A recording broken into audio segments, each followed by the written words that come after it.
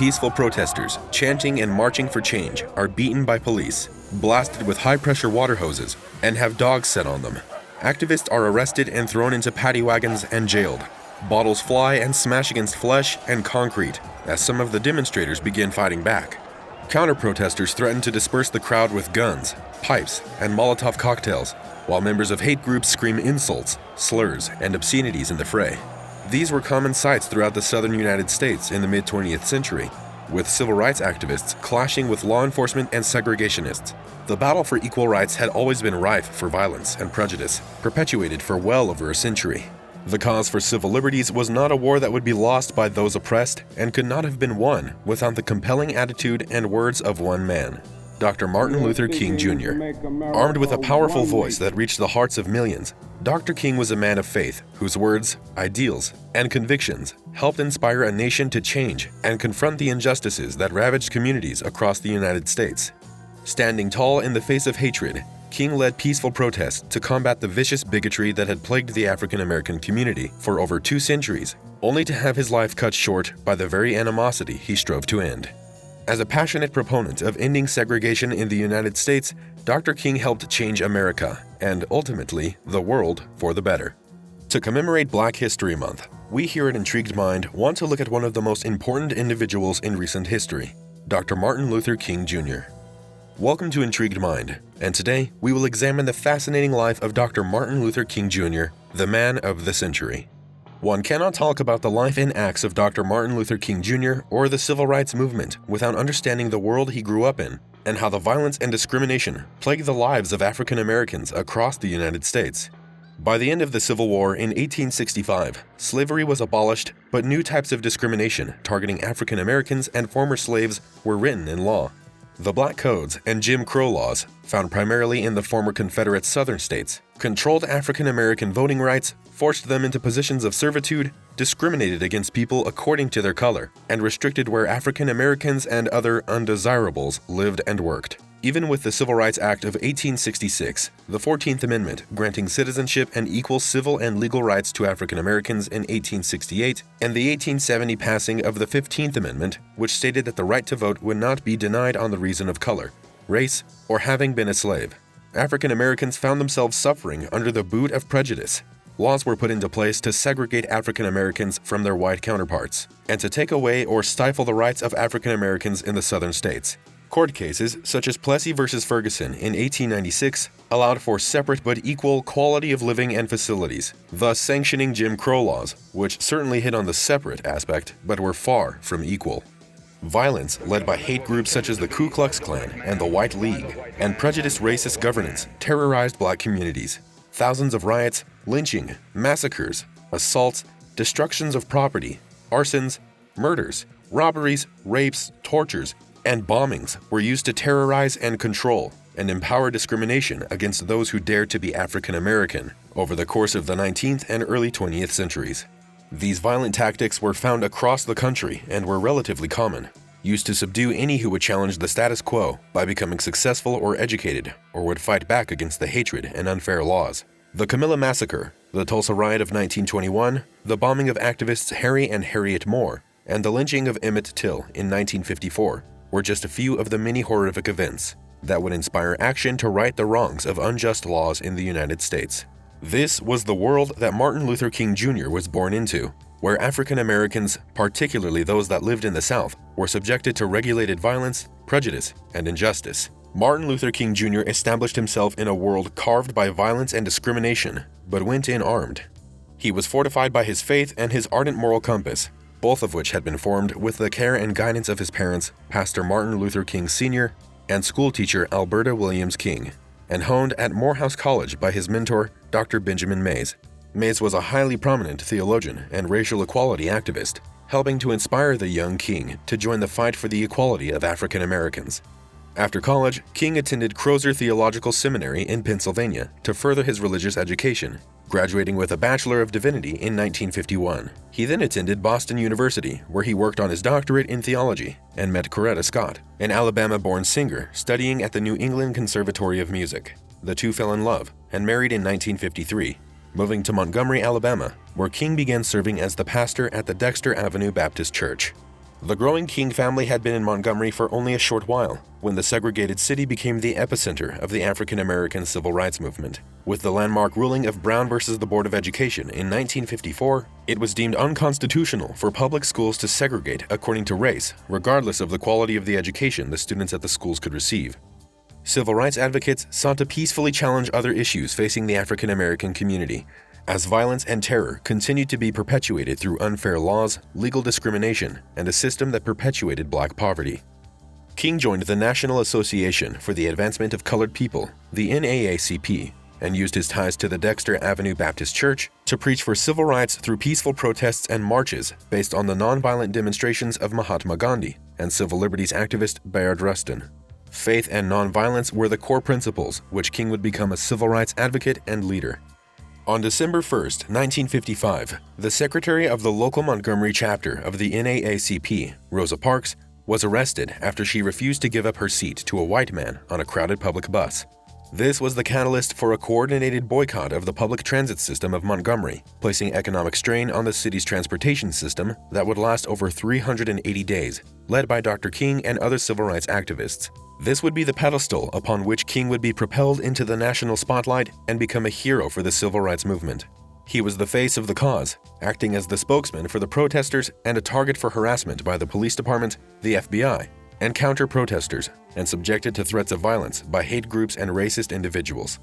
The FBI, under the authority of the director J. Edgar Hoover, believed Dr. King was affiliated with the Communist Party, which he basically said about anyone he did not agree with, and strove to discredit King and ruin his reputation by using wiretaps, surveillance, and rumor-mongering.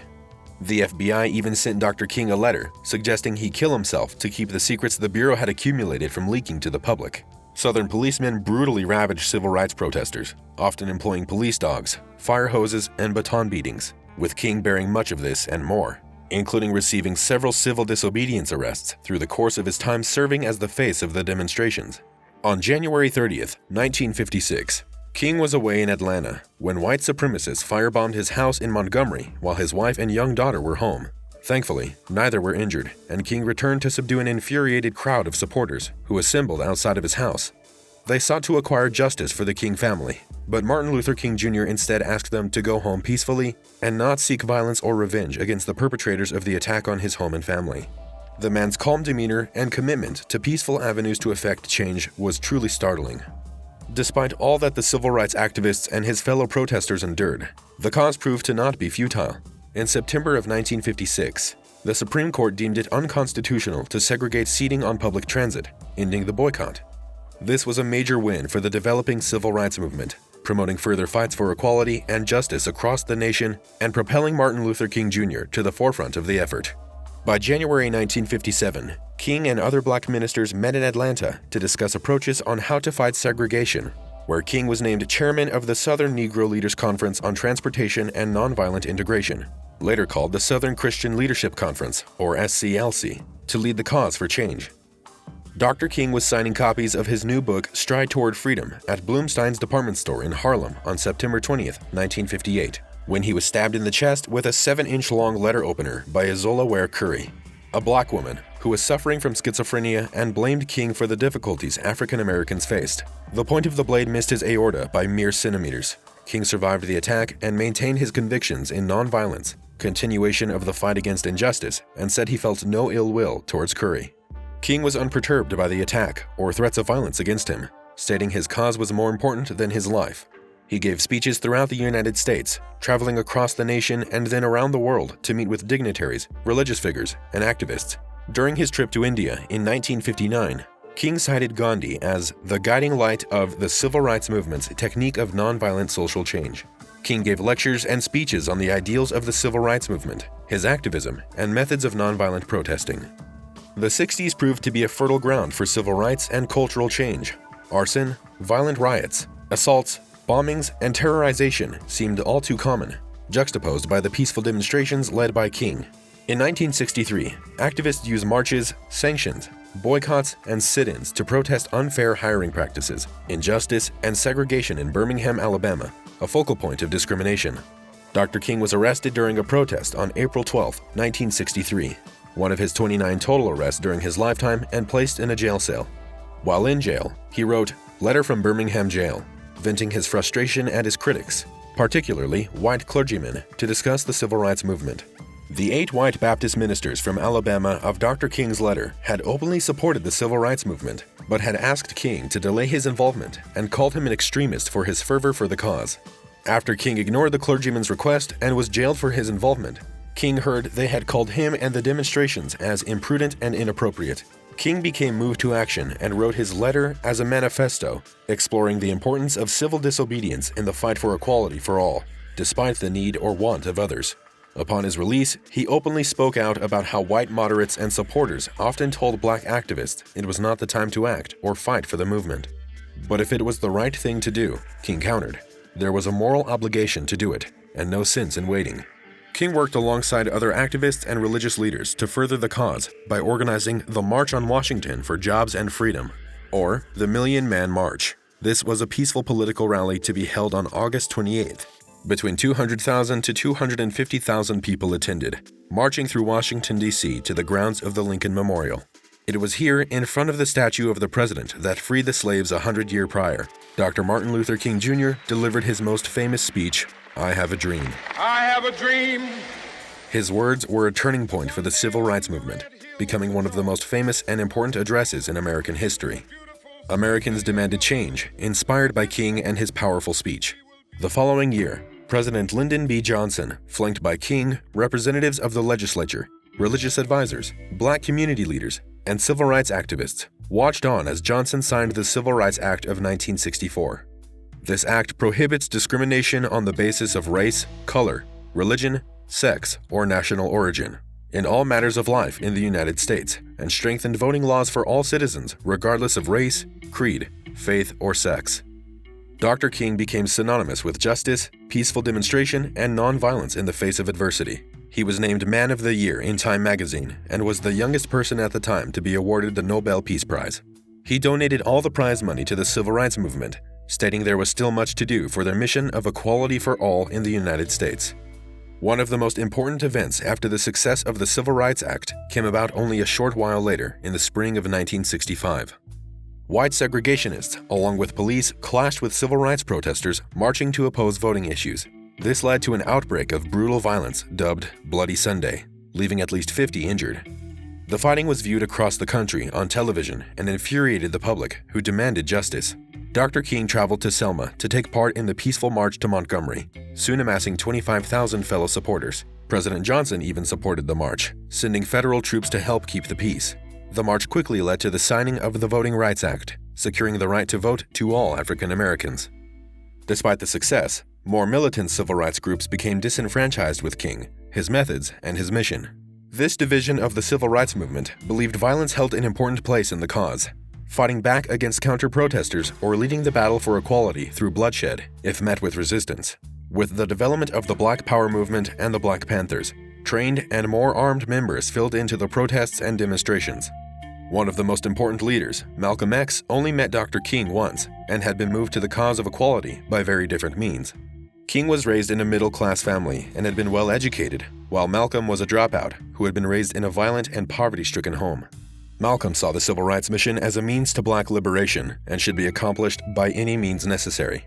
King, to the militant civil rights movement, was not radical enough and lacked the gumption to act violently when the time called for it, referring to him as an Uncle Tom working with whites. King viewed Malcolm X and his followers as detrimental to the cause, whose radicalism would lead to nothing but grief. King, unperturbed by the division within the civil rights campaign, continued his peaceful protests, shifting to focus on poverty and the Vietnam War, and organized voting registration campaigns. In 1968, King and the SCLC formed the Poor People's Campaign and attended rallies in Washington, D.C. to discuss destitution and wealth discrepancy in the United States. Dr. King had hundreds of more speeches and battles in him. The world seemed ready to combat the structures of prejudice and build a better future through nonviolence in the face of extraordinary hate. But this was not meant to be. On February 12, 1968, sanitation workers in Memphis, Tennessee went on strike to protest the deaths of 2 African American workers. King and other civil rights advocates went to Memphis to show their support for the demonstrators. On March 28th, King, strikers, and activists marched in a peaceful demonstration through downtown Memphis. Frustration and anger erupted through the marchers, against King's wishes, turning the peaceful protest into a riot. A violent response by police fueled the mayhem, and by the time martial law was declared and the National Guard was called in to subdue the situation, one 16-year-old teenager, Larry Payne, was dead, many injured, and hundreds arrested. Following Payne's funeral on April 2nd, reporters in Memphis favored the police and National Guard, criticizing union organizers and King as interfering outsiders, while black newspapers wrote of the brutality of the police and overreaction to the protesters. King continued his support for the protesters and delivered his last speech, "I've been to the mountaintop," the following day. Because I've been to the mountaintop. At 6:01, a shot rang out. A .30-06 bullet struck King on the right side of his face, shattering his jaw as the bullet traveled down his neck, breaking several vertebrae, cutting his spinal cord, jugular vein, and several arteries before settling in his shoulder. His friends and associates scrambled to help him and search for the assassin, believed to be located at Bessie Brewer's boarding house across the street from the Lorraine Motel. Dr. King was transported to the hospital and underwent emergency surgery to save him, but the damage was too severe, and he died at the age of 39. Dr. King's death sparked intense riots and huge protests across the country, leading to President Johnson to declare a national day of mourning. Further peaceful protests in Memphis continued until a settlement was reached on April 16th, ending the sanitation workers' strike almost 2 weeks after King's death. Activists campaigned for Congress to honor Dr. King's life, activism, and accomplishments. In 1983, President Ronald Reagan established a federal holiday to commemorate the birthday and life of Dr. King on the third Monday of January every year.